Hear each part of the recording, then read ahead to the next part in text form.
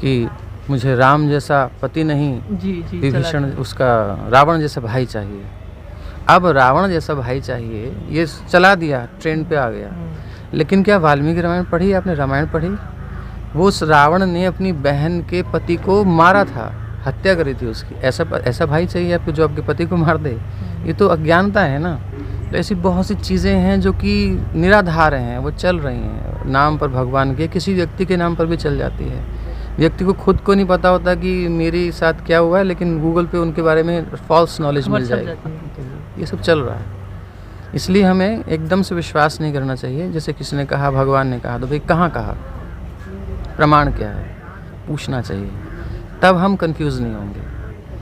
इसलिए थोड़ा सा जागृति चाहिए और जागरूकता चाहिए। तो आजकल के यूथ को आप लोग क्या मतलब कहना चाहेंगे कि मतलब वो लोग भागवत गीता को किस तरीक़े से पढ़े? पहले बाबा जी आपसे कहते हैं। आजकल के यूथ को भगवत गीता को एज अ मैनुअल बुक पढ़ना चाहिए अपने लाइफ का, है ना, ताकि वो समझ पाए, और उसमें यथारूप में पढ़ना चाहिए, जैसा बताया गया उसी रूप में। जैसे श्रील प्रभुपाद जी ने हम एक उदाहरण देते हैं, पावर हाउस से लाइन का कनेक्शन अगर परफेक्ट होता है तो हमारे घरों में बल्ब आसानी से जल जाता है। तो उसी प्रकार से जब भगवत गीता का ज्ञान गुरु शिष्य परंपरा के माध्यम से जो कृष्ण भगवान ने जैसे दिया है उसी रूप में पढ़ेंगे तो हमारे हृदय में भी दिव्य ज्ञान का प्रकाश होगा और हम भी वास्तविकता में अपने संसार को देख पाएंगे। तो इसी रूप में पढ़ना चाहिए उनको। और पहले तो पढ़े, वो अपने किताबों के जैसे पढ़े, वो ऐसा ना सोचे कि ये धर्म ग्रंथ है, इसको लाल कपड़े में लपेट के पढ़ेंगे, हम रात को नहीं पढ़ेंगे, इसको स्नान ध्यान करके सुबह में अच्छा से बैठ के पढ़ेंगे। ऐसा करके अगर सोच रहे हैं पढ़ेंगे तो कभी नहीं पढ़ पाएंगे। उसको एज ए टेक्स्ट बुक जैसे पढ़िए। जब आप उसको पढ़ेंगे फिर आप उसको वैल्यूज़ समझ पाएंगे और फिर आप उसका जो मान सम्मान है वो कर पाएंगे। लेकिन जब पढ़ेंगे ही नहीं तो मान सम्मान कहाँ से करेंगे? तो इस प्रकार से पढ़ना चाहिए, मैंने ये उद्देश्य है। और आप? वैज्ञानिकताओं को आजकल महत्व दिया जाता है, तो हम यही कहेंगे कि अगर आपकी अंदर जिज्ञासा है तो उसको समझिए, वैज्ञानिक दृष्टिकोण से पढ़िए। हर चीज़ फैक्ट है गीता में, कुछ भी कपोल कल्पित नहीं है। फॉर एग्ज़ाम्पल भगवान कहते हैं, देहिनोऽस्मिन् यथा देहे कौमारं यौवनं जराः तथा देहांतर प्राप्तिर धीरज तत्र न मुह्यति। धैर्य कैसे आएगा, तुम कैसे स्थिर रहोगे, डिटर्मिनेशन कैसे, तुम्हारा संकल्प पक्का होगा जब स्वरूप को जानोगे, अपने आप को जानोगे कैसे। भगवान सिंपल बहुत सरलता से समझाते हैं। आपको याद होगा, आपने बचपन की फ़ोटो देखी होगी अपनी, हम सब ने कुछ ना कुछ माताएं रखती हैं। वो छोटी सी फ़ोटो थी, उसमें शरीर हमारा कितना छोटा सा होता है ना। अभी हमको जहाँ तक याद है अपने बचपन की बात, उस समय की बॉडी कितनी छोटी थी, और अभी जो हमारा युवक शरीर है, ऐसे किसी वृद्ध को पूछेंगे तो वो कहेगा जो मैं बचपन में था वही मैं जवानी में था, वही मैं बुढ़ापे में हूँ। उसकी फीलिंग वही है कि मैं वही था।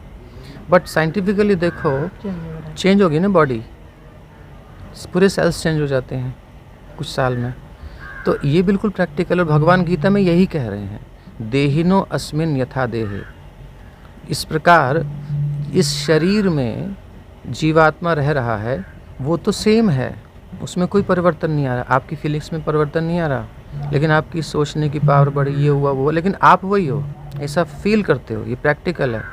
लेकिन शरीर परिवर्तित हो रहा। तो गीता में भगवान कह रहे हैं, कौमारम यौवनम जरा, जैसे बचपन, जवानी और बुढ़ापा, ये तीन अवस्थाएं शरीर की हैं, आत्मा की नहीं है। तो तुम आत्मा हो, सिंपल समझा रहे हैं भगवान। तो ऐसे प्रैक्टिकली, साइंटिफिकली उसको खुले बुद्धि से समझना चाहिए, कोई सेक्टेरियन मान करके नहीं कि एक विशेष धर्म का है, पंथ का नहीं। भगवान सूर्य का किसी भारत का है या नेपाल का है या जापान का है या किसका है सूर्य? सभी का है, उसका प्रकाश सभी के लिए है। इस प्रकार गीता भगवान कहते हैं, पिताहमस्य जगतो, मैं सारे जगत का पिता हूँ। वो केवल हिंदुओं के भगवान या किसी और के ऐसे नहीं हैं, वो सबके हैं और सब उनके हैं।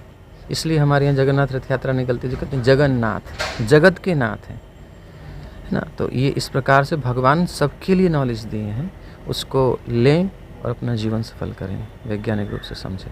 जी, बहुत बहुत धन्यवाद। और ये भी कहा जाता है कि मतलब जो भगवत गीता में लिख चुका है, जो मतलब बहुत साल पहले हमारे भगवान ने कहा था, वो आजकल के मतलब साइंटिस्ट लोग खोज रहे हैं। तो मतलब आपका क्या मानना है कि मतलब पहले हमारे लोगों ने, हमारे जो मतलब ऋषि मुनि होते थे, जो उन लोगों ने कर चुका है, मतलब जैसे कि यहाँ से सूर्य की किरणें बहुत दूर हैं, तो वो तो हनुमान चालीसा में लिख दिया, बट उसके बहुत सालों बाद साइंटिस्ट ने पता लगाया। तो ऐसे बहुत सारी चीज़ें हैं जो हम लोगों को मतलब खोज हो चुकी है, बट वो संस्कृत में होने के कारण से वो पता नहीं है हमको। तो क्या कहना चाहेंगे आप इस बारे में? बिल्कुल ऐसा ही है, इसमें तो कुछ क्या फैक्ट है। तो उसी को हम समझें, अपने शास्त्रों की ओर लौटें, अपनी संस्कृति की ओर लौटें, बस यही है संदेश। तो अच्छा है, जब आप उसमें आओगे तो आपको विश्वास होगा कि हाँ बिल्कुल ठीक है, ये सत्य है, सत्य है, सत्य ही सनातन है। सनातन है, बिल्कुल।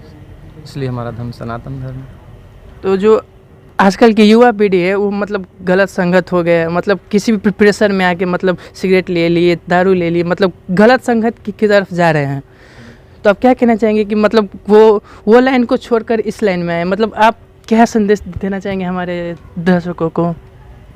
यही कहना चाहेंगे कि असत संग त्याग ऐ वैष्णव आचार। असत संग जहाँ भी आपको धोखे में रखा जा रहा है, कंफ्यूज किया जा रहा है, उसको छोड़ दीजिए। और जनरली आज समय ऐसा है, आप कहीं भी देख लीजिए, कोई ऐड दिखाती कंपनी, कोई प्रचार करती है, उसका पर्पस होता है उनकी भावनाओं का यूज़ करना। ये सब पढ़ाई जाती है व्यापारिक उसमें क्षेत्र में, कि कैसे इमोशंस डाले जाएं, प्रोडक्ट तब जाएगा, है ना। उनकी फीलिंग्स को लेकर के यूज़ करके, और वो अपना बिजनेस कर रहे हैं। बट प्रभुपाद जी ने कहा है कि भगवान बिजनेस करने नहीं आए, उनको भी प्रॉफिट तो नहीं चाहिए। तो हम लोग उसी गीता को एज इट इज़ आपको दे रहे हैं कि ये आपके जीवन के लाभ के लिए है। तो आप सबसे यही निवेदन है कि आप भगवान के संदेश को समझिए, जो मैसेज भगवान लेकर के हमारे लिए आए हैं, और युग युग में आते हैं, अपने मैसेंजर्स को, श्री प्रभुपाद जैसे और भी संतों को भेजते हैं। तो प्रामाणिक परंपरा से हम ज्ञान प्राप्त करें। एवं ये भी गीता में भगवान बताते हैं, एवं परंपरा प्राप्तम इमम। ये जो ज्ञान है ये परंपरा से प्राप्त होगा, तभी प्रामाणिक हो। क्योंकि कोई अपने मन की बात डाल देता है तो गड़बड़ हो जाती है। तो एक ऑथेंटिक, बिल्कुल प्रामाणिक परंपरा से यदि ज्ञान लेंगे तो कोई धोखा नहीं होगा। कोई टिकट आप अगर खिड़की से प्रॉपर लोगे, जहाँ फ्लाइट का लेना है या जो भी लेना है, तो आपको प्रॉपर मिलेगा। अब आपने कहीं से कुछ ले लिया तो वो कोई गारंटी नहीं। तो आजकल ऐसी बहुत से आउटलेट्स हैं जहाँ से आपको ज्ञान मिलता है। जिनके जीवन में कोई आचरण नहीं है वो भी ज्ञान देते हैं, खूब ज्ञान देते हैं ना। तो ऐसे लोगों से दूर रहना चाहिए, क्योंकि वो खुद उसको फॉलो नहीं कर रहे, वो यूज़ कर रहे हैं, आपका मिस यूज़ कर रहे हैं अपनी पोजीशन का, वो आपका फ़ायदा उठा रहे हैं। तो हमको अपना फ़ायदा उठाने नहीं देना है। और फ़ायदा उठाए ठीक है, लेकिन भगवान की सेवा में लगे तो हमारा फ़ायदा वास्तव में फ़ायदा है, इसमें हमारा भी कल्याण है। जैसे कि बच्चा है, वो माँ के साथ रहेगा तो वो खुश रहेगा, लेकिन कोई और के चक्कर में पड़ गया तो फिर जैसे कि आप जानते हैं अपहरण करके बच्चों से क्या क्या करवाते हैं। तो जनरली यही हो रहा है हम सबके साथ। हमारी इमोशंस को, हमारी भावनाओं को, हमारी धन को लूटा जा रहा है, उनको एक्सप्लॉइट किया जा रहा है, शोषण किया जा रहा है। और जब तक समझ में आता है सब निकल चुका होता है, इसलिए आदमी सुसाइड कर रहा है। इतनी एजुकेशन होने के बाद भी हत्याएं क्यों हो रही हैं? प्रेशर में आकर मतलब जो आजकल के यूथ हैं वो गलत लाइन में जा रहे हैं। हाँ, तो उनको केवल इस अपनी संस्कृति, भगवद गीता, हमारे शास्त्र, वेद शास्त्र की ओर लौटना चाहिए। बट वेदों को पढ़ना सरल नहीं है इतना, इसलिए गीता सिंपल है। छोटे में गागर में सागर है, तो गीता ही हम कहेंगे। गीता जयंती का अवसर भी है, तो प्लीज़ गीता पढ़िए, सिस्टमेटिकली पढ़िए। कुछ भी क्वेश्चन है तो आप इस्कॉन की किसी भी वेबसाइट पर या इस्कॉन जनकपुर धाम, जैसे भी आपको लगे, जहाँ भी कनेक्ट हो, किसी डिवोटी से कनेक्ट कीजिए, वो आपकी हेल्प करेंगे और आपको स्टेप बाय स्टेप एक एक चीज़ क्लियर की जाएगी, अंधेरे में नहीं रखा जाएगा। आप खुद समझेंगे और खुद ही बोलेंगे। यही है कि गीता अच्छे से पढ़िए, उस पर मनन कीजिए और बाकी सब क्लियर हो जाएगा। ऐसे भी बोलते हैं कि मतलब हर युग में विष्णु जी आते हैं एक नया मतलब राक्षस को मतलब ख़त्म करने के लिए, या फिर एक नया की अवतार के बारे में आप बताना चाहेंगे? भगवान कोई नया धर्म करते, एक्चुअली जो होता है, जो फैक्ट है, यदा यदा ही धर्मस्य। फेमस श्लोक है, यदा यदा ही धर्मस्य ग्लानिर्भवति, जब जब धर्म की ग्लानि होती है, वो नीचे जाता है, डाउन जाता है, या उसको ढक दिया जाता है, छुपा दिया जाता है, फॉल्स चीज़ें बता बता करके, जब जब धर्म पर हानि आती है तो तब वो आते हैं। तो यदा यदा ही धर्मस्य ग्लानिर्भवति भारत अभ्युत्थानम अधर्मस्य, अधर्म बढ़ता है, धर्म को दबा दिया जाता है, तब भगवान ये नहीं सहन कर सकते, इसलिए अभ्युत्थानम अधर्मस्य तदात्मानम सृजाम्यहम, तब मैं प्रकट होता हूँ।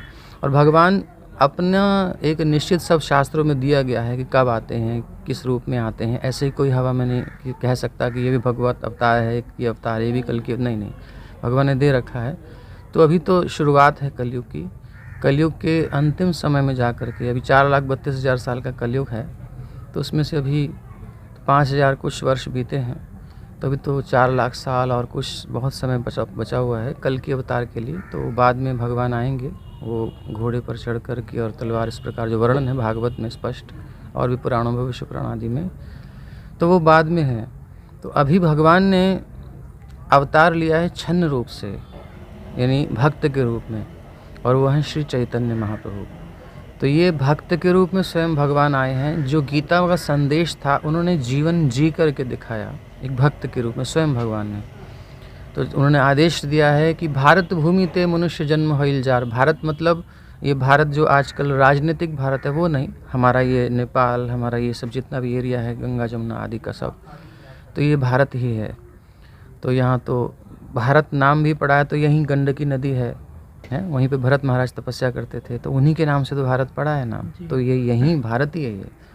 तो यहाँ जिसका भी जन्म हुआ है, मनुष्य जन्म हैला, मनुष्य जन्म हुआ है, उसको अपना जन्म सार्थक करना चाहिए, यानी खुद इन ग्रंथों का, शास्त्रों का अध्ययन करना चाहिए, भक्ति में लगना चाहिए, अपने जीवन को सफल करना चाहिए, आनंदमय होना चाहिए, डिप्रेशन में नहीं जाना है, आनंदमय जीवन होना चाहिए। और जन्म सार्थक करी कर पर उपकार, पूरे विश्व में इस ज्ञान का वितरण करना चाहिए। यही आज के यूथ को संदेश है श्री चैतन्य महाप्रभु का, यही मैसेज लेके प्रभुपाद विश्व में पूरी 14 बार परिक्रमा किए, और यही मैसेज हम आगे बढ़ा रहे हैं। प्रभु जी और सब जितने भी इस्कॉन डिवोटीज़ हैं, भक्त हैं, उनका यही मैसेज है कि आप इसको पढ़िए, जीवन सफल कीजिए और आगे इसको स्प्रेड कीजिए जितना अधिक से अधिक हो सके। जैसे आप अपनी तरफ से सहयोग कर रहे हो, ऐसी जिसकी जो स्थिति है, जहाँ जहाँ है, वहाँ वहाँ वो उस ज्ञान का वितरण करे और सबका मंगल करे, सारे संसार में सुखी हों, सब आनंदित हों, कोई दुखी ना हो, कोई कष्ट ना हो, यही हमारा उद्देश्य है। बहुत बहुत अच्छा काम कर रहे हैं आप लोग, इस काम के लिए बहुत बहुत मतलब धन्यवाद हूँ आप लोग, आप दोनों का।